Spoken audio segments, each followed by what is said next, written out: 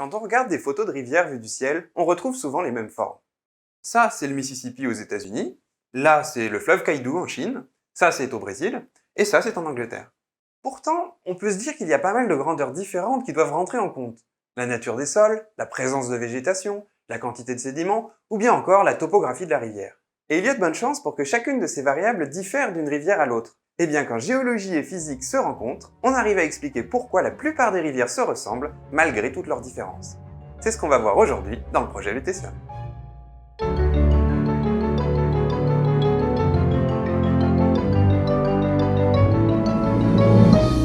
La façon dont se comporte un écoulement est souvent déterminée par un petit nombre de paramètres. Par exemple, le comportement laminaire ou turbulent d'un fluide résulte de la compétition entre deux grandeurs physiques, la résistance visqueuse et l'inertie.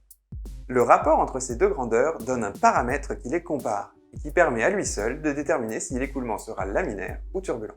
On appelle ce paramètre le nombre de Reynolds, du nom d'un physicien britannique de la fin du 19e siècle.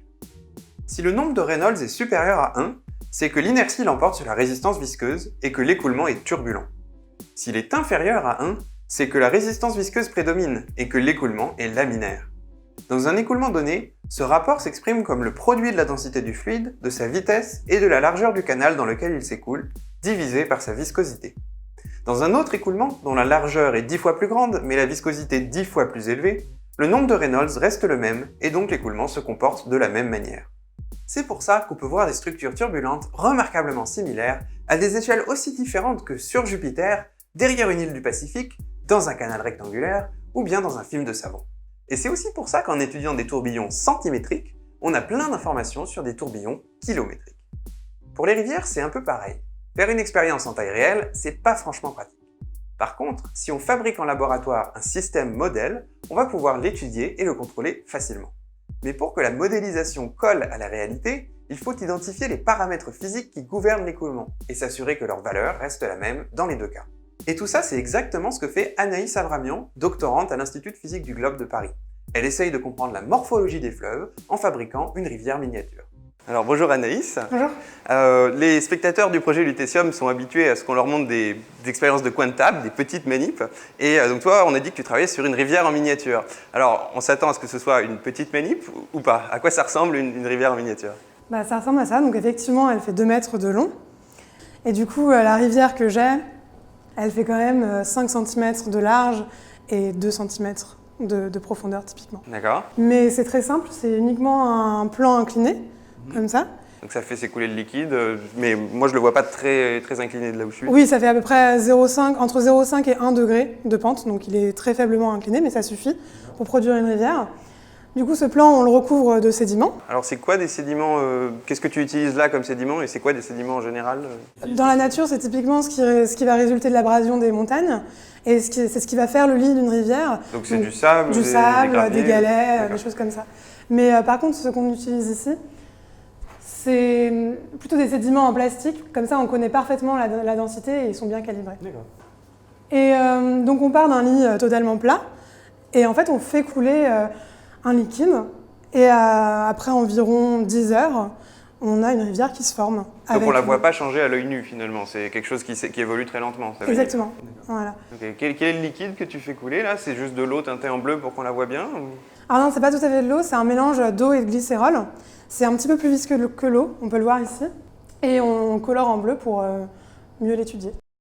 D'accord. Bon, c'est un setup qui est très impressionnant. Est-ce que tu peux nous le faire visiter un petit peu? Je vois qu'il y a des choses tout en haut là et tout en bas. D'abord, on a juste un système d'éclairage ici avec une dalle LED. Oui. Et comme ça, en haut, on a mis un appareil photo pour pouvoir étudier le cours de la rivière. Ensuite, en fait, le glycérol coule le long de la rivière. Il est récupéré à la fin du lit. Et en fait, il est recyclé en bas et remonté ici, dans les tuyaux d'entrée. Comme ça, on a une boucle fermée. D'accord. Et donc tu peux faire ta rivière indéfiniment, tu pourrais l'observer aussi longtemps que tu veux? Ouais, exactement, c'est ça. Donc je comprends bien qu'étudier un système plus petit comme le tien par rapport à une rivière gigantesque dans la vie réelle, ça doit être plus simple, mais il doit y avoir aussi des paramètres que vous contrôlez beaucoup mieux dans ta manip. Alors quels sont ces paramètres par exemple? Oui, par exemple, il y a le débit de liquide qu'on contrôle parfaitement. Ici, on le maintient constant, alors que par exemple dans la nature, il va y avoir les précipitations qui va amener des variations de débit et qui va changer le cours de la rivière. Par exemple, il y a la taille des sédiments aussi. On a pris tous les sédiments de taille égale, alors que dans la nature, on va retrouver du sable à côté de galets de tailles différentes et qui sont plus difficiles à étudier. Quand on a une rivière qui est en manip comme ça, on doit pouvoir voir comment elle se forme. On ne voit jamais des rivières se former dans la nature, ça doit prendre des tonnes d'années. Est-ce que là, vous étudiez la formation de la rivière à partir du lit Alors, on n'étudie pas la formation de la rivière. La formation de la rivière, c'est un régime qu'on appelle transitoire. Il est compliqué, ce régime, et du coup, nous, on ne s'y intéresse pas. Par contre, on s'intéresse beaucoup plus au régime stationnaire. C'est le régime qui vient après. C'est le moment où la rivière, elle a formé son lit, et son lit ne va pas changer au cours du temps. Oui, l'objectif ici, c'est de prédire, par exemple, la largeur de la rivière, la profondeur de la rivière, d'avoir une expression mathématique pour la largeur de la rivière, mais c'est aussi de prédire le profil, la topographie de la rivière en fonction des paramètres de contrôle. Est-ce qu'elle va être rectangulaire? Est-ce qu'elle va être beaucoup plus courbée? D'accord, donc quand tu dis topographie, c'est vraiment le profil dans une coupe de la rivière perpendiculairement à la direction dans laquelle elle s'écoule. Voilà. Voir si elle est en pente douce ou si elle est... Voilà, exactement. Est-ce qu'elle est plate? Est-ce qu'elle est large? Ok, et donc comment tu la mesures, la topographie de ta rivière? J'utilise une nappe laser. Alors je vais vous montrer. Je vais la brancher et je vais éteindre la lumière. Voilà, donc là on voit la nappe laser. Ça part d'un point lumineux ici et puis la lumière est diffractée et donc elle finit en nappe, comme ça. D'accord, et on la voit intersecter là le lit de la rivière. Voilà, exactement. La lumière épouse la forme de la rivière et on peut en déduire la topographie très précisément. Et en plus de ça, elle est réfractée par la surface de l'eau, donc on peut en déduire la profondeur de la rivière. La lumière est une onde électromagnétique dont la longueur d'onde diminue avec la vitesse. Dans le vide, la lumière voyage à la vitesse de la lumière dans le vide. Dans l'air, la lumière interagit avec quelques molécules et elle se retrouve un peu ralentie. Dans l'eau, qui est beaucoup plus dense, elle est encore plus ralentie. Du coup, qu'est-ce qui se passe à l'interface entre l'air et l'eau ? Si la lumière arrive perpendiculairement à l'interface, pas de problème, elle peut continuer à aller tout droit. Par contre, si elle arrive de façon oblique, la seule manière de raccorder les petites longueurs d'onde d'un côté avec les grandes de l'autre, c'est de briser les rayons lumineux à l'interface. La lumière change donc de direction en traversant l'interface. C'est ce que l'on appelle la réfraction. Enfin, l'indice de réfraction d'un milieu est une grandeur obtenue en faisant le rapport entre la vitesse de la lumière dans le vide et la vitesse de la lumière dans ce milieu. Et si on sait avec quel angle des rayons lumineux vont arriver sur une interface, il suffit de connaître les indices de réfraction des deux milieux pour prédire dans quelle direction la lumière sera déviée. Donc tu mesures la forme de ta rivière, et qu'est-ce qui va faire changer cette forme de la rivière? Quels sont les paramètres qui modifient ton profil? Alors dans cette configuration-là, on aura toujours le même genre de profil, mais le paramètre déterminant, ça va être le débit de liquide. D'accord. Donc si je te fais un schéma au tableau, par exemple ici, que je prends une rivière en coupe, donc ça c'est les berges de la rivière, ça c'est le fond de la rivière, on aura toujours un profil en cosinus comme ça. Et c'est le débit de liquide qui va nous donner la taille, c'est-à-dire qu'on va avoir un profil plus grand ou plus petit en fonction du D'accord. débit. Tu as la même forme, mais tu la rétrécis, Exactement. tu l'augmentes. Et ce qu'on observe, c'est que quand on ajoute des sédiments, on ajoute un débit de sédiments, on va avoir une rivière qui va être plus large et moins profonde, comme ça, et puis plus plate au centre. D'accord. Puis alors, si on augmente encore, elle va être encore plus large, encore moins profonde et encore plus plate. Alors, donc, quel est le rôle que jouent ces sédiments? Pourquoi est-ce que rajouter des particules au fond de ta rivière fait qu'elle devient plus large et plus plate? Alors, pour expliquer ça, nous, ce qu'on a fait, c'est qu'on a fait un petit modèle sur les grains. Donc, si on dessine, par exemple, ici, tous les grains qui sont en mouvement sur le fond de la rivière, et qu'on essaie d'étudier un petit peu leur mouvement, ce dont on s'aperçoit, c'est que les grains qui vont être sur le côté ici, à cause de la gravité, ils vont être poussés vers le centre de la rivière, comme ça. D'accord. Ils tombent là où c'est le plus Voilà, bas. ils vont simplement tomber vers le centre. Et du coup, ça va faire que ça va éroder la rivière et ça va l'élargir. D'accord. Et ça va la rendre aussi moins profonde. D'accord. Mais s'il n'y avait que la gravité, comme ça, on aurait des rivières infiniment larges et très, très, très peu profondes. Et toi, tu as une taille, tu as une largeur Voilà. qui varie plus, quoi. Exactement. Donc du coup, il y a forcément un autre mécanisme pour compenser cette gravité. Nous, on dit que c'est un mécanisme de diffusion. Donc ça veut dire que les grains, ils diffusent sur les côtés et ils permettent de maintenir les berges telles qu'elles sont. Un objet plongé dans un liquide subit tout le temps les chocs des molécules du liquide qui l'entoure. En temps normal, ça ne se remarque pas, parce que les objets sont trop gros pour que les chocs aient une influence. Mais si l'objet est suffisamment petit, on peut voir l'effet de ces collisions. Et comme leur direction change tout le temps, le déplacement de l'objet peut être modélisé par un mouvement aléatoire. C'est ce que l'on appelle le mouvement brownien, du nom du botaniste Robert Brown qui l'a découvert sur des grains de pollen comme ceux-ci. Supposons qu'au départ, tous nos grains soient concentrés au même endroit. Si on attend longtemps, on va les voir se répartir uniformément dans l'espace, juste sous l'effet de l'agitation des molécules du liquide.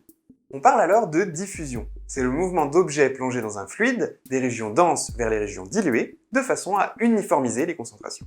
Donc tu nous as dit qu'il y avait deux mécanismes qui agissaient sur tes grains, la gravité qui faisait descendre et la diffusion qui faisait monter, mais tes grains ils sont beaucoup trop gros pour que l'agitation des molécules du liquide puisse avoir un effet quelconque dessus, non? Donc c'est un autre type de diffusion? Oui, c'est une diffusion qui est due pas au choc des molécules autour des grains, mais au choc des grains sur le lit rugueux de la rivière. D'accord. Et pour caractériser ça, nous, ce qu'on a fait, c'est qu'on a suivi des grains. Donc, je vais te montrer ici. Ça, c'est une rivière vue de haut. Ok, donc on est super zoomé là, Voilà, ça c'est 4 zoomé. cm. Voilà. Et donc, on voit les grains de la rivière, et comme ils sont colorés, on peut les suivre. On peut suivre exactement leur mouvement. Et on va voir, donc par exemple, ce grain rouge là qu'on suit, on arrive à tracer parfaitement sa trajectoire. Et en fait, ce qui se passe, c'est qu'au lieu d'avoir des trajectoires très droites, eh ben, ils sont légèrement déplacés vers la droite, vers la gauche. Donc c'est ces chocs avec leurs voisins qui sont immobiles qui font qu'en quelque sorte, ils sont tantôt à gauche, tantôt à droite, et ça fait une diffusion mais latérale. Latérale, transverse. D'accord. Voilà, et donc c'est similaire au choc que pourrait avoir un petit objet. On peut la modéliser pareil, même si l'origine du mécanisme physique n'est pas le même. C'est ça. D'accord. Et bon, dans ton schéma, là, moi, ce qui m'étonne, c'est que la diffusion, on a l'habitude plutôt d'avoir un mécanisme qui va faire se répartir les choses uniformément, de façon homogène. Et là, tu as dessiné des flèches que vers le haut. Donc, est-ce que ça diffuse pas quand même aussi vers le centre, dans tous les sens? Alors, tu as raison, mais ce qui se passe, c'est que si on trace la concentration, donc le nombre de grains qui sont en mouvement, en fonction de la coordonnée, comme ça, qu'on peut appeler Y, alors au centre de la rivière, en fait, on va avoir une concentration homogène de grains, et c'est sur les côtés où on a moins de grains en mouvement. Donc ici, c'est complètement homogène, et par contre, dans la transition, là, on va avoir le mécanisme de diffusion qui va tendre à homogénéiser les populations de grains.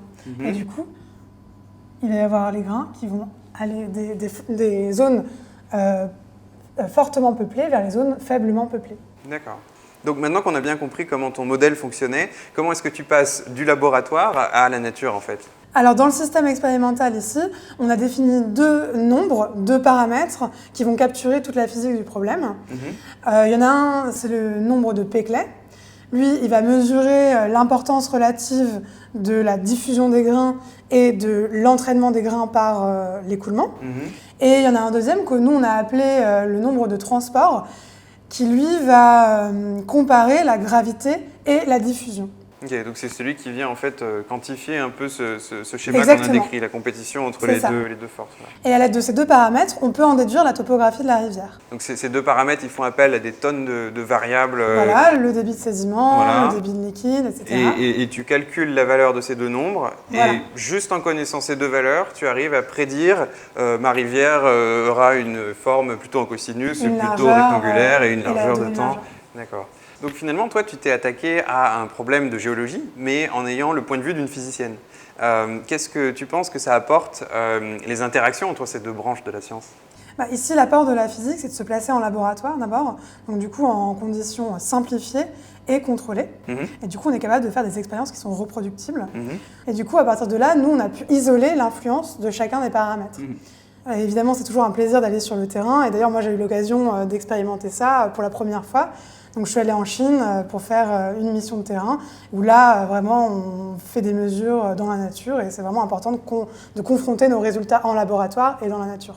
Bon bah écoute, je crois qu'on commence à bien comprendre comment ta manip fonctionne, quelles étaient les questions que tu t'étais posées et comment tu essayais d'y répondre. Donc il me reste à te remercier d'avoir participé au projet Lutetium, on espère que ça t'a plu. Bah oui, bien sûr, merci à vous surtout. Merci de m'avoir invité et j'ai un petit cadeau avant que tu partes. C'est une photo de la rivière vue de près, Super. comme tu peux le voir. Et il y a les grains colorés sur les berges. Très joli, bah, ce sera parfait pour la miniature de la vidéo sur laquelle Nickel. nos spectateurs ont probablement déjà cliqué. Donc voilà, ils la connaissent déjà. Parfait. Merci à toi. Merci. Et voilà comment on peut mieux comprendre la morphologie d'un fleuve de plusieurs centaines de kilomètres de long en étudiant une petite rivière de juste quelques centimètres de large. Si cette vidéo vous a plu et que vous ne voulez pas manquer les suivantes, n'hésitez pas à vous abonner. Et si vous avez quelque chose à nous dire sur la vidéo ou sur son contenu, n'hésitez pas à nous laisser un commentaire.